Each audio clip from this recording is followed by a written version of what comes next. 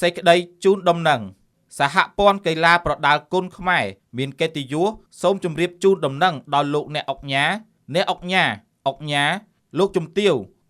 លោកស្រីដែលជាម្ចាស់ស្ថានីយទូរទស្សន៍និងក្រុមហ៊ុនដៃគូអភិវឌ្ឍន៍មេត្តាជ្រាបថាចាប់ពីថ្ងៃទី13ខែមិថុនាឆ្នាំ2025ត្រូវបញ្ឈប់ការចាប់គូរាល់កីឡាករកីឡាការិនីជនជាតិថៃនៅគ្រប់ស្ថានីយទូរទស្សន៍និងសង្វៀននានាក្រោមការគ្រប់គ្រងរបស់សហព័ន្ធកីឡាប្រដាល់គុណខ្មែររហូតដល់ការមានជូនដំណឹងជាថ្មីអាស្រ័យដោយបានជម្រាបជូនខាងលើសូមលោកអ្នកអង្គការ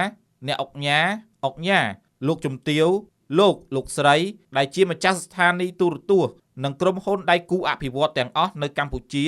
ត្រូវចូលរួមអនុវត្តប្រកបដោយស្មារតីទទួលខុសត្រូវខ្ពស់ថ្ងៃសុក្រ3រោចខែចេសឆ្នាំម្សាញ់សប្តាហ៍ស័កពុទ្ធសករាជ2569រាជធានីភ្នំពេញថ្ងៃទី13ខែមិថុនាឆ្នាំ2025